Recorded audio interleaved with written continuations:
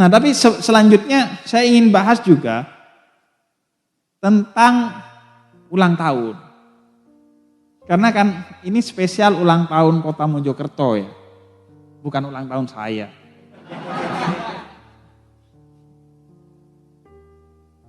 Habib kok ulang tahun gitu.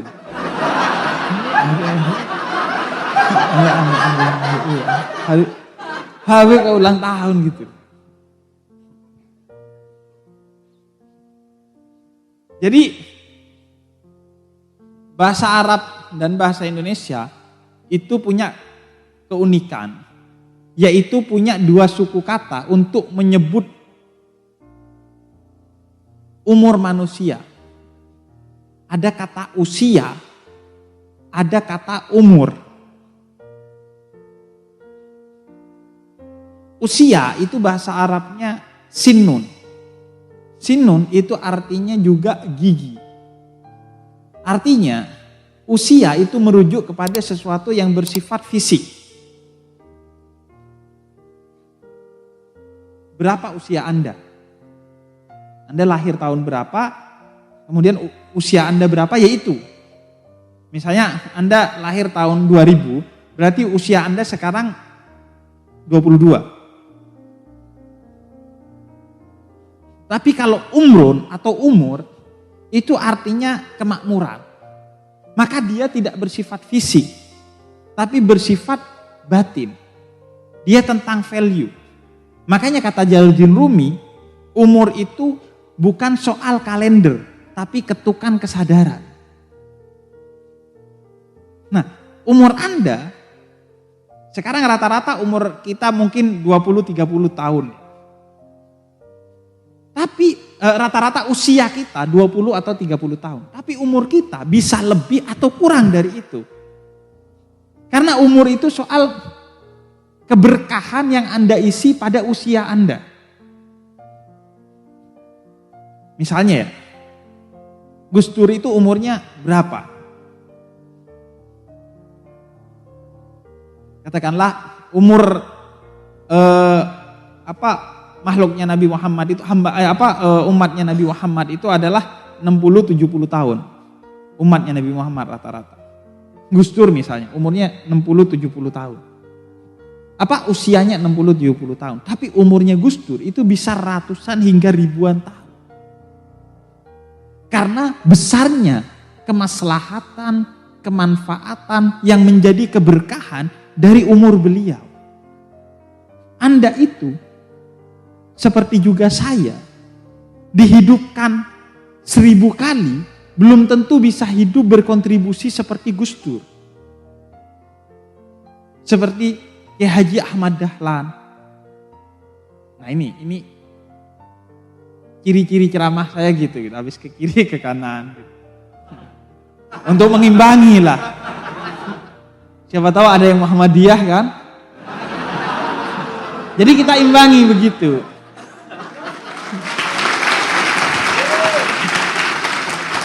Jadi Kiai Haji Ahmad Dahlan, Mbah Bisri, Mbah Wahab, Kiai Haji Wahid Hasim, Mbah Hashim Asy'ari, Hadratus Syekh, itu umurnya berlipat-lipat kali dari usianya. Bahkan sampai sekarang, mereka itu tidak pernah mati dalam pengertian yang sebenarnya. Mereka itu hanya kehilangan nyawanya saja. Tapi bal ahya inda rabbihim yurzakun, mereka hidup di sisi Tuhannya mendapatkan rezeki yang rezeki itu menetes kepada kita. Makamnya Gus Dur itu tahun 2019, setahun kota amalnya 2,5 M. Anda kerja setahun bisa dapat 2,5 M. Anda udah gak tidur setahun itu, gak kira dapat 2,5 M. Apalagi model-model budak-budak korporasi gitu. Iya, gak bisa itu. Apalagi Anda hanya mengandalkan sumber penghasilan yang halal gitu. Dapat 2,5 M itu repot Anda. Itu harus harus nyerempet oligarki. 2,5 M, Gus Dur di makam. Itu kota amalnya doang. Sunan Ampel, berapa ribu toko yang dihidupi oleh Sunan Ampel. Dan Anda tahu, saya gak mungkin ngarang cerita ini. Saya keluar dari Sunan Ampel, itu ada toko kecil. Saya ngobrol di sana sambil nunggu keluarga saya yang sedang ziarah. Karena saya kalau ziarah cepet aja gitu. Saya cuma baca Fatihah, kemudian doanya yang kemarin ya Allah pokoknya. Karena yang kemarin belum ditunaikan masih, belum dapat yang kemarin. Jadi makanya ziarah saya itu cepat. Jadi saya ketemu sama toko itu, nggak mungkin saya bohong ini. Yang punya toko itu nggak percaya ziarah kubur. Ini khurafat ini kata dia. Khurafat ini. Tapi orang yang nggak percaya kepada makam Sunan Ampel dikasih makan oleh makam Sunan Ampel. Sebagaimana orang yang gak percaya Tuhan, tapi tetap Tuhan kasih jodoh meskipun jodoh di tangan Tuhan. Iya. Itu artinya orang itu telah yatakhallaku bi ahlakillah. Inti dari tasawuf itu berakhlak seperti akhlaknya Allah. Akhlaknya Allah diantara yang paling utama adalah rahmat. Rahmat itu artinya mencintai orang yang membenci kamu. Mencintai orang yang kurang kepada kamu. Makanya sakinah, mawaddah, warahmah. Mawaddah itu cinta plus. Saya cinta istri saya karena istri saya cantik. Saya cinta istri saya karena istri saya begini dan begitu. Suatu hari istri saya gak akan cantik. Nah kalau saya tetap cinta, itu namanya rahmah. Jadi rahmah itu cinta yang sudah minus. Itu rahmah. Iya, udah gak ada apa-apanya tuh. Dan itu, dulu saya diceritakan, orang yang sampai pada rahmat itu biasanya kalau sudah tua. Karena biasanya minusnya itu kalau sudah tua. Orang itu mulai hilang mawaddahnya biasanya kalau udah tua. Tapi sekarang kan gak nunggu tua ya. Orang itu nikah 3 bulan, itu mawaddahnya sudah hilang. Hilang. Mawaddahnya hilang itu. Nah rahmah itu biasanya digambarkan seorang kakek tua yang duduk bersama neneknya, bersama satu cucunya. Kemudian dia pengen kopi, dia minta, bikinin saya kopi ke istrinya, nenek. Kemudian kata cucunya, biar saya yang bikin. Oh enggak, kopi buatan nenekmu nomor 1 kata dia. Ternyata dia endorse kopi. Enggak, katanya saya mau bikinan nenek kamu karena enak banget. Akhirnya neneknya pergi ke dapur bikinin kopi. Didampingi oleh cucunya. Mau ngambil gula kena garam. Karena udah tua. Diaduk, dia kasih ke kakeknya. Diminum sama kakeknya. Kemudian dia keluar. Wah! Ternyata kakeknya Chef Juna. Enggak.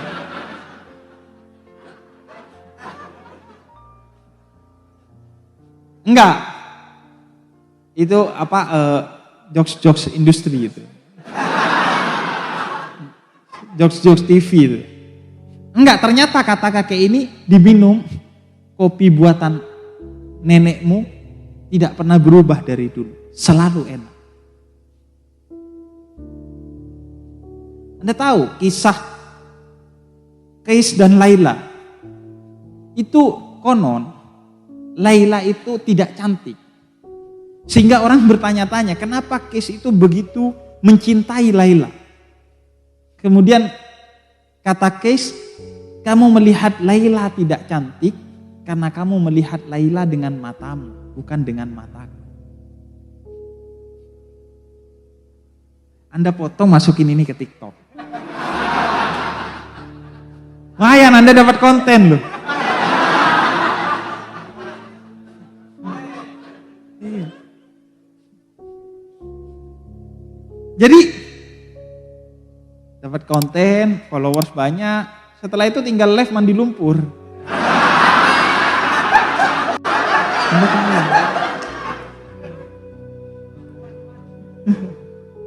Jadi rahmat. Jadi umur itu bisa lebih atau kurang dari usia kita, tergantung manfaat atau tidak hidup kita. Misalnya kalau yang relate dengan kita sekarang itu almarhum Eril. Umurnya berapa tahun? 20 sekian tahun lah ya, 22 mungkin. Usianya. Umurnya itu bisa lebih dari itu. Terlihat dari apa? Terlihat dari bagaimana dia wafat. Dengan 3 kesyahidan akhirat. Dalam perjalanan, tenggelam, dan dalam proses mencari ilmu. 3 kesyahidan akhirat sekaligus. Dan dari kesaksian orang-orang yang ketika ditinggalkan oleh dia. Anda jangan remehkan kesaksian orang itu. Karena pernah ada seorang jenazah lewat di depannya Nabi Muhammad. Kemudian para sahabat bilang dia orang baik. Kemudian kata Nabi Muhammad wajabat. Artinya wajib. Kemudian kata Sayyidina Umar, wajib apa Nabi? Wajib dia masuk surga. Karena telah disaksikan oleh orang-orang yang hidup dengan dia bahwa dia orang baik. Makanya bahkan dalam penjelasan Imam Nawawi, penjelasan bahwa dia orang baik itu pasti muncul dari hidayah yang disuntikan oleh Allah. Jadi gak ada tuh orang pencitraan bilang dia baik, gak ada. Pasti itu karena inayah dan hidayah dari Allah Subhanahu wa taala. Walaupun ulama lain bilang walaupun disaksikan baik oleh 1000 orang, tapi nyatanya dia gak baik tetap. Tapi menurut Imam Nawawi, orang yang menyaksikan bahwa dia baik, itu ucapan itu akan timbul dari hati yang tulus. Karena Allah yang menggerakkan itu, tidak sembarangan. Tapi paling tidak kita bisa bersepakat di tengah 2 perbedaan ulama ini, bahwa pernyataan orang bahwa orang yang telah wafat itu baik, selama orang itu baik, maka insya Allah pernyataan itu akan menjadi legacy bahwa dia ahli surga. Karena khairun nas anfa'ukum linnas.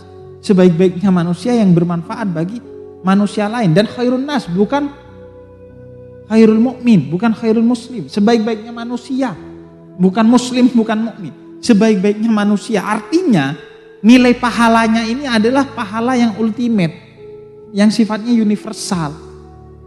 Saking dahsyatnya kemanfaatan bagi orang lain itu. Makanya tahsinul mayyit biasanya kalau setelah pemakaman itu kan ditanya, apakah kalian bersaksi bahwa dia orang baik? Ya, saya bersaksi dia orang baik gitu. Kan bisa pencitraan, bisa. Sebelum mati Anda bayar tuh orang-orang. Tapi kan Anda gak tahu kapan Anda mati ya. Makanya bayarnya harus dari sekarang. Dengan memberikan kemanfaatan kepada orang lain. Itu yang terpenting. Nah, usianya itu bisa lebih panjang atau lebih pendek dari umurnya, tergantung kepada kemanfaatan yang dia berikan. Nah, ngomong-ngomong kesyahidan, syahid itu adalah sesuatu yang dicapai dengan jihad. Jihad itu banyak macamnya. Bukan hanya qital, bukan hanya perang. Jihad itu dalam terminologi Al-Quran, itu adalah upaya sungguh-sungguh untuk melakukan sesuatu fisabilillah di jalan Allah. Apapun. Kalau dalam hal pendidikan itu disebutnya jihad tarbawi. Kalau dalam pembenahan ekonomi itu disebutnya jihad iktisadi. Kalau dalam aktivisme jihad harakah. Jihad itu banyak macamnya. Bahkan Ibrahim ibn Adham, salah seorang kaya raya yang kemudian menjadi sufi. Dia itu dipuji oleh seorang yang menikah. Kata dia, Ibrahim bin Adham ini jomblo seumur hidup. Banyak ulama yang jomblo, Ibnu Taimiyah, banyak. Jadi Anda jangan khawatir. Iya. Tinggal kemudian Anda ngaca. Anda ini jomblo karena ngikutin ulama atau karena memang keadaan. Ulama jomblo itu karena gak mau diganggu untuk membaca dan menulis. Rata-rata ulama itu jomblo karena gak mau diganggu untuk membaca dan menulis. Anda kan jadi jomblo karena justru tidak bisa membaca perasaan orang dan tidak bisa menulis status di media sosial. Gak bisa gombal. Jadi dipuji Ibrahim bin Adham ini oleh seorang yang sudah menikah, katanya, betapa agungnya engkau di mata Allah wahai Ibrahim bin Adham. Karena kejombloannya, kemampuan jihadun nafas, jihad melawan diri sendiri. Karena kan naluri untuk menikah itu kan meronta-ronta ya. Meronta-ronta. Kalaupun tidak dari dalam, itu paling tidak dari grup WhatsApp. Kan iya kapan nikah itu di grup WhatsApp itu kan. Nah, kemudian kata Ibrahim bin Adham, jalan kesunyian yang telah aku lakukan ini tidak ada apa-apanya pahalanya ketimbang pahala sehari orang bersama istri atau suami. Jadi bayangin jihadnya orang yang sudah menikah itu. Anda bayangkan jihadnya itu. Itu gak bisa terbayangkan itu.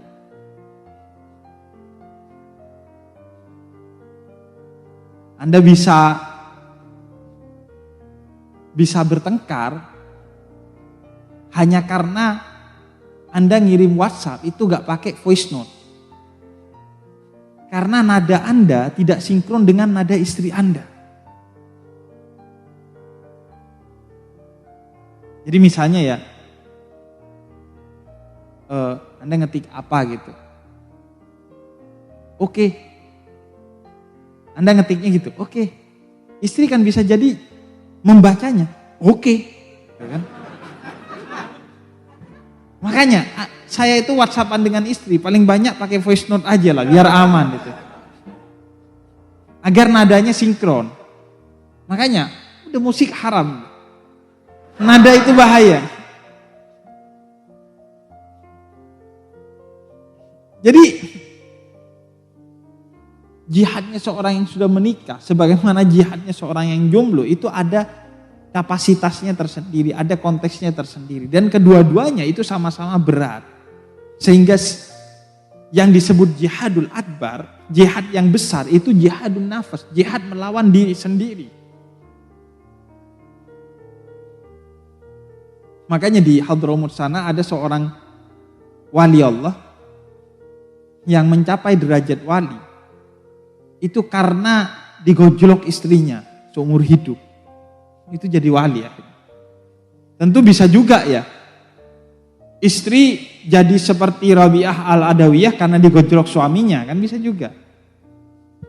Jadi sebagaimana juga jihad melawan kejombloan itu kan berat sekali. Karena itu bisa jadi dia matinya mati syahid insyaallah. Jadi berat karena beratnya. Tapi di antara yang termasuk jihadun nafas, yang termasuk jihad melawan diri sendiri, itu adalah jihad melawan ego kemidalangan di dalam diri kita. Karena manusia itu kalau di-loss sedikit dia akan jadi binatang, bahkan balhum adol, dia lebih buruk dari binatang. Dia bisa lebih buruk dari binatang. Anda pernah Lihat kan di media sosial itu kelakuan-kelakuan aneh manusia itu kan. Yang netizen itu. Iya, netizen yang kayak jin itu. Anda bayangkan, dia bisa membuli orang dalam keadaan pakai kaos kutang, celana pendek, rebahan di rumahnya. Dia nyebar fitnah. Enteng aja. Enteng banget dia. Scroll komentar negatif. Nanti di akhirat orang seperti itu, di daftar surga itu di scroll juga sama malaikat. Next aja lah. Jadi manusia itu kalau dibiarkan, dia akan menjadi binatang yang sangat buas. Karena itu dia perlu jihadun nafs. Yang kemudian digambarkan oleh Nabi Allah Ibrahim dengan menyembelih domba. Karena kita mau memasuki Idul Adha. Jadi sebenarnya yang disembelih itu bukan domba utamanya, tapi sifat kebinatangan yang ada dalam diri kita yang direpresentasikan dalam bentuk domba oleh Allah. Jadi Anda harus mulai belajar melihat aspek-aspek makna dari ritual-ritual yang Anda pelajari sejak kecil. Kenapa saya suruh sholat, kenapa saya suruh haji, kenapa saya suruh korban. Jangan cuma dilakukan itu sebagai ritual-ritual yang sifatnya formalistik dan fisik, tapi dipahami maknanya apa. Itu yang dimaksud, sembelih sifat kebinatangan yang ada di dalam diri kita. Karena ketika itu tidak kamu lakukan, kamu bisa memperkosa binatang. Ada kan kemarin tuh berita buaya yang diperkosa oleh 7 orang atau 8 orang gitu kan. Atau apa gitu kan, banyak itu kasus-kasus pemerkosaan kepada binatang. Itu sekaligus bisa mengantarkan Anda pada pemaknaan hijab. Kenapa Anda pakai kerudung? Apakah utamanya atau hanya karena melindungi Anda dari lelaki-lelaki yang bejat? Apakah binatang-binatang itu diperkosa oleh lelaki bejat itu karena gak berhijab? Karena enggak. Anda harus masuk tuh maknanya, bahwa bukan hanya utamanya soal menutup aurat, tapi menjaga kehormatan dan lain sebagainya. Itu makna-makna dari hijab yang harus Anda selami, bukan cuma bersifat fisikly semata gitu. Kadang orang kan gitu kan, oh gak pakai hijab, pantesan diperkosa. Lah, emang orang kalau gak pakai hijab pantas diperkosa? Kan banyak keanehan-keanehan yang seperti itu yang terjadi di sekitar kita. Nah karena itu coba selami, apa maksud? Kenapa sebelumnya disuruh Ismail dulu? Atau Ishak dulu? Anda pernah tahu bahwa yang disembelih dan gak jadi itu tidak sepakat ulama bahwa itu Ismail. Ada yang bilang itu Ishak, anaknya Nabi Ibrahim yang satu lagi, bukan Nabi Allah Ismail, tapi Nabi Allah Ishak. Tapi kata Gus Dur ya gak usah ribut lah, toh sama-sama gak disembelih. Iya kan, ujung-ujungnya gak disembelih semua. Ngapain Anda caci maki soal perbedaan itu sampai mau saling sembelih, padahal Nabi Ismailnya dan Ishaknya gak disembelih gitu. Nah makanya kenapa Nabi Ismail atau Ishak dulu kemudian diganti domba? Kenapa gak dari awal mimpinya domba?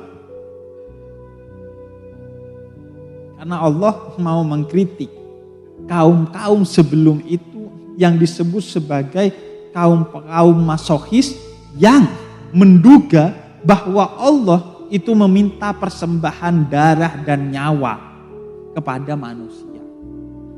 Maka Allah bilang sembelihlah Ismail, kemudian diubah jadi domba, bahwa kata Allah saya bukan Tuhan yang haus darah dan haus nyawa seperti dipersepsikan oleh sebagian orang di luar sana dan sebelum kamu. Penghambaan saya itu bukan darah dan nyawa, tapi penghambaan yang bersifat kemanusiaan. Cabang iman itu ada 70 kata Nabi. Cabang pertama la ilaha illallah Muhammadur Rasulullah, dan cabang terakhir adalah kamu memindahkan duri yang ada di tengah jalan ke pinggir jalan. Dan ada sanad dari Habib Umar bin Hafid dan para ulama di Hadramaut, kalau kamu ingin mendapatkan 70 cabang keimanan itu, sering-seringlah memindahkan sesuatu yang membahayakan bagi orang lain ke pinggir dengan membaca la ilaha illallah Muhammadur Rasulullah. Jadi kalau mindahin orang Hadramaut itu, kalau mindahin duri di tengah jalan atau batu sambil baca la ilaha illallah Muhammadur Rasulullah, dia buang ke pinggir. Jadi dari ujung atas ke ujung bawah tangga keimanan dia ambil semua. Jadi artinya itu mau mengkritik orang-orang yang ngebom sana, ngebom sini, ngelukai sana, ngelukai sini atas nama agama, atas nama Tuhan. Seolah-olah kalau dia marah Tuhan berarti marah juga. Seolah-olah kalau dia tersinggung berarti orang itu menyinggung Tuhan. Ini kan Fir'aun 4.0 kan. Menganggap dirinya Tuhan gitu kan. Gak ada itu. Kata Tuhan gak ada lagi darah dan nyawa yang melayang atas nama aku. Karena Tuhan itu adalah Ar-Rahman dan Ar-Rahim, Maha Pengasih dan Maha Penyayang. Jadi gali coba makna itu. Apa sih makna dari kurban itu sendiri, apa kira-kira? Bukan soal nyembelih. Bukan soal nyembelih gitu. Misalnya gini lah. Kenapa disebutkan oleh para ulama hewan yang dikurbankan itu akan menjadi kendaraan kamu nanti ketika menuju sorga? Itu kan sebenarnya kritik sosial kepada kalian yang menabung untuk beli Honda Beat tapi tidak menabung untuk beli hewan kurban. Iya kan? Kendaraan duniawi Anda bisa semangat untuk membelinya, tapi kendaraan ukhrawi Anda malas-malasan membelinya. Tapi ya segitu. Jangan sampai Anda mikir lebih liar lagi. Seperti saya pernah ditanya, berarti paling enak kurbannya citah dong Beb. Karena kan larinya paling kencang. Iya, kalau sapi dan kambing kan pelan dia menuju surga. Lama nih sapi gitu. Mending kita aja kita korbanin gitu. Ya ada aturannya lah kira-kira kan.